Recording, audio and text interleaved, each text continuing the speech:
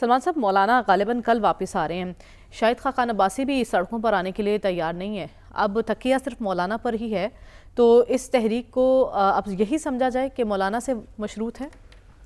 دیکھیں، رمضان المبارک میں جو سیاسی سرگرمیاں روایت تو یہی ہے کہ وہ ماند پڑ جاتی ہیں عید کے بعد، اور سیاسی معاملات جو ہے وہ افطار پارٹیوں میں ڈسکس ہوتے ہیں.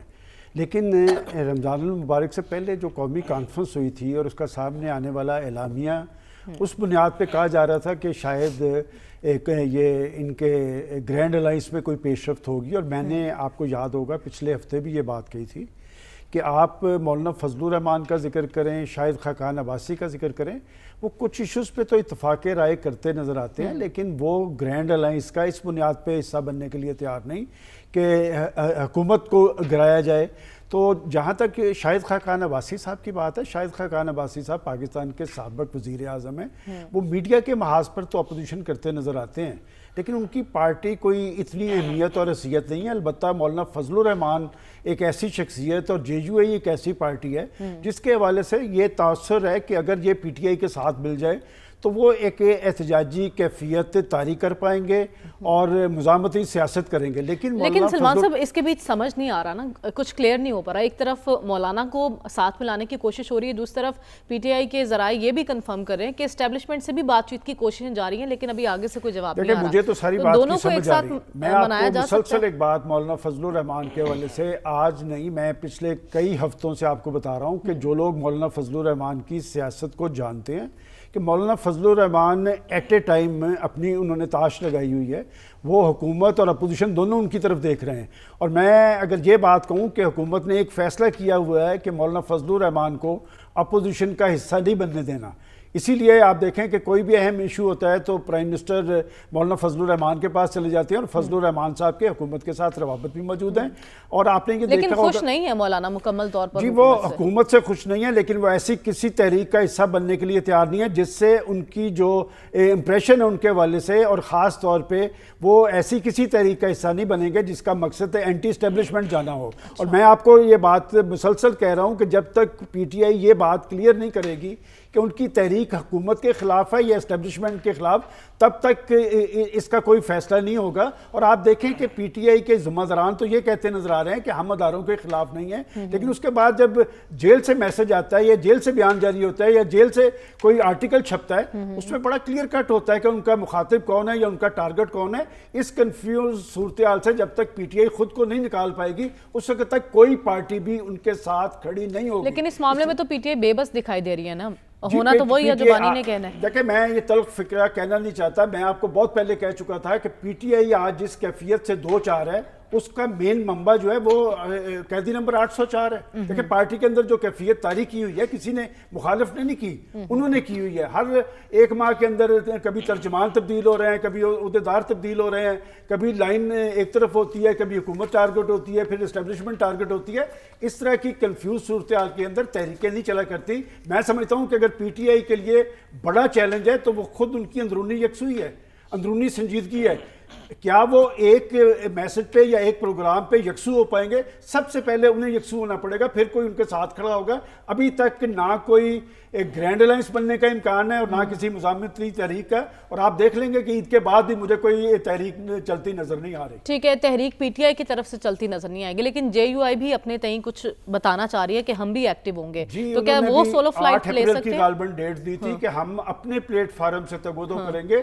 اور مولانا کی جو تگودو ہوتی ہے وہ آئین کے مطابق ہوتی ہے، آئین اور قانون کے تابع ہوتی ہے، اور وہ کوئی ایسا کام نہیں کرتے جس میں ان کی جواب دہی ہو. اور خاص طور پہ ان کی ساری سیاست اٹھا کے دیکھ لیں، وہ اداروں کے یا ریاست کے خلاف کبھی نہیں جائیں گے. یہی وجہ ہے کہ طالبان جو ان کے عقیدے سے تعلق رکھتے ہیں، ان کے ساتھ بھی ان کے اختلاف رہے ہیں، وہ ریاست یا ریاستی اداروں کے خلاف کبھی بھی نہیں جائیں. لیکن یہی بات تو پی ٹی آئی کہہ رہی ہے کہ ہماری جد و جہد جمہوریت کے لیے ہے اور آئین کی بالادستی کے لیے. سلمان صاحب، واشنگٹن اور اسلام آباد کی طرف سے ایک دوسرے کا شکریہ ادا کرنا، اور ایسے موقع پر جب کئی برسوں سے سرد مہری کا شکار تھے پاک امریکہ تعلقات، تو اس کو ان تعلقات کے لیے ایک نیا موڑ سمجھا جائے. آپ کو یاد ہے کہ جب امریکی انتخابات ہو رہے تھے اور پاکستان کے سوشل میڈیا پہ اور پاکستان کے کچھ دانشور امریکہ میں آنے والی سیاسی تبدیلی کو پاکستان میں سیاسی تبدیلی کا پیش خیمہ قرار دے رہے تھے، اور ان کا کہنا تھا کہ صدر ٹرمپ کارڈ ثابت ہوں گے پاکستان میں ایک جماعت کے لیے، قیادت کے لیے. اور میں نے اسی پروگرام میں آپ کو یاد ہوگا یہ کہا تھا کہ بڑے ملکوں کی ترجیحات اپنے مفادات ہوتے ہیں، شخصیات معاملہ الٹ گیا نا اس پر. حکومت تو بہت خوش ہے لیکن پی ٹی آئی میں مایوسی کی لہر دوڑ گئی ہے. اس میں بنیادی کویسچن صرف 2 حرفی ہے کہ صدر ٹرمپ نے وہ نہیں بھی ذکر کر سکتے تھے. یہ ذکر کیوں کیا؟ اور ذکر اس لیے کیا کہ ان کے لیے یہ بہت بڑی بات تھی کہ ایک شخص جو وہاں پر کابل کے اندر، کابل ایئرپورٹ پہ جو امریکی فوجیوں کا جو قاتل تھا، یہ پاکستان کو سی آئی اے نے انفارمیشن مہیا کی. پاکستان کی آئی ایس آئی کا بڑا کریڈٹ ہے کہ انہوں نے بلوچستان سے اسے پکڑ کے دیا ہے. اب یہ بات کو یہاں تک نہ سمجھے. دیکھیں بات یہ کہ اگر وہ پاکستان کا ذکر کر رہے ہیں اور اپنی پہلی سپیچ میں کر رہے ہیں اور پاکستان کے کردار کی تعریف کر رہے ہیں، تو مطلب یہ کہ یہ دہشت گردی کی جنگ بنیادی طور پہ امریکہ کی جنگ تھی اور ان کے ہاں خدشات اور خطرات موجود ہیں اور اس میں پاکستان کا رول بڑا بنیادی ہے. دیکھیں بات یہ کہ پاکستان نے تو امریکہ نے پہلے پاکستان کو فرنٹ لائن کنٹری بنایا اور پاکستان نے وہ جنگ جیت کے دکھائی. ہمارا بڑا نقصان ہوا، ہمارے 60-70 ہزار لوگ شہید ہوئے، ہمارا $150 ارب کا انفراسٹرکچر تباہ ہوا. اس وقت امریکہ ہمارے ساتھ کیوں نہیں کھڑا ہوا؟ اس کی علاقائی ترجیح ہمیشہ انڈیا رہی ہے. تو اب بات یہ کہ ٹرمپ صاحب نے اپریشیٹ تو کر دیا پاکستان کو. پاکستان آج تک یہ بھگت رہا ہے اس لعنت کو. پاکستان میں دہشت گردی کے رجحان یہ کون ہے؟ دیکھیں بات یہ کہ ایک بات انہوں نے تسلیم کر لی کہ ان کا اسلحہ ہے اور وہ اسلحہ افغانیوں سے واپس لیں گے، اور پاکستان کا یہ موقف ہے کہ یہ اسلحہ پاکستان کے خلاف استعمال ہو رہا ہے. تو میرا خیال یہ امتحان خود امریکہ کا ہے کہ کیا وہ اس مشکل صورتحال کے اندر پاکستان کے ساتھ کھڑا ہوگا. اس لیے کہ پاکستان ایک طرف معاشی حوالے سے تگودو کر رہا ہے اپنی سروائیول کے حوالے سے، اور کون ہے جو پاکستان کے سارے عمل پہ اثر انداز ہونے کی کوشش کر رہا ہے؟ میں سمجھتا ہوں کہ پرائم منسٹر شہباز شریف نے بر وقت اس کو اپریشیٹ کیا ہے کہ جی بات یہ کہ اگر امریکہ یہ بات اپریشیٹ کر رہا ہے تو پھر اس معاملے میں دہشت گردی کے سدے باب میں ہمارے اس کے درمیان جو کوارڈینیشن تھی وہ برقرار رہنی چاہیے. اس کا کریڈٹ آپ کسے دیں گے؟ کس کا جی؟ یہ جو کارروائی ہوئی ہے ساری اور پاکستان کا. بھائی پاکستان نے دہشت گردی کے خلاف بنیادی کردار تو پاکستان کا اور پاکستان نے پکڑ کے دیا ہے. اور یہ کوئی غیر قانونی عمل نہیں، ایک ریزولیشن ہے، یو این کی ایک ریزولیشن ہے کہ جب اس طرح اس لیول کا کوئی کرمنلز ہوتا ہے وہ کسی بھی ملک کے اندر ہو تو اس ملک کی ذمہ داری بنتی ہے کہ وہ پکڑ کے دے. میں سمجھتا ہوں کہ ایک بہت بڑی اپریسیشن پاکستان کے لیے آئی ہے اور اسے پازیٹیو سینس میں لینا چاہیے. ٹھیک ہے، پازیٹیو سینس میں لینا چاہیے.